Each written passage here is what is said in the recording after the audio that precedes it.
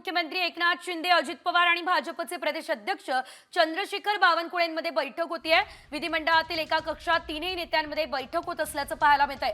बंद दाराआड खलबतं सुरू आहे। बैठकीमधला विषय मात्र अद्यापही गुलदस्त्यात असल्याचं कळतंय। बातमी मोठी आहे। एकंदरीत आपण पाहतोय शिंदे, अजित पवार आणि बावनकुळे यांच्यामध्ये ही बैठक सुरू असल्याचं बघायला मिळतंय। त्यामुळे आता अजितदादांची राष्ट्रवादी आणि भाजपा कोणता मोठा निर्णय घेण्याच्या तयारीत आहे का हे देखील बघणं अतिशय महत्त्वाचं असणार आहे, कारण बैठकीचं कारण गुलदस्त्यात ठेवण्यात आलेलं आहे।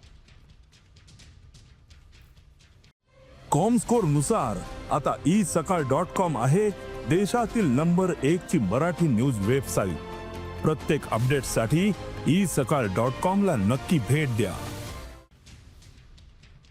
एकंदरीत आपण जर बघितलं तर आता या बैठकीला विधिमंडळातील एका कक्षामध्ये ही बैठक सुरू आहे आणि या बैठकीला महत्त्वाचे नेते उपस्थित आहे आणि या संदर्भात अधिकची अपडेट आमचे प्रतिनिधी गणेश कवडे देत आहे। गणेश, आपण बघतोय आता अजित पवार स्वतः बैठकीला आहेत, याशिवाय आपण जर बघितलं फडणवीस आहेत, बावनकुळे आहेत, त्यामुळे भाजपा आणि राष्ट्रवादी काही मोठा निर्णय घेणार का? कशा संदर्भात बैठक आहे, काय अपडेट?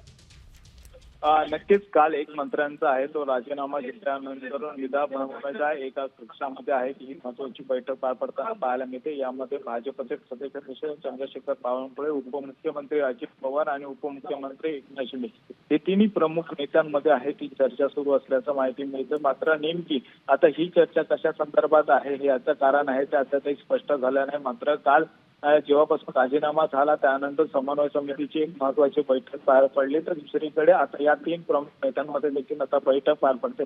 त्यामुळे या बैठकीमध्ये काय नेमकं मंत्र्यांना वेगळा संदेश दिला जातो का हे देखील पाहणं आता गरजेचं आहे। निश्चितच धन्यवाद गणेश दिलेल्या सर्व सविस्तर अपडेटसाठी। एकंदरीत आपण जर बघितलं तर आता ही बैठक जी ती अतिशय महत्त्वाची मानली जाते। विधिमंडळातील एका कक्षामध्ये बंद दाराआड सुरू असलेली चर्चा आपल्याला बघायला मिळते। मात्र या चर्चेअंती नेमकं काय घडतं, काय समोर येतं हे बघणं देखील तितकंच महत्त्वाचं असणार आहे।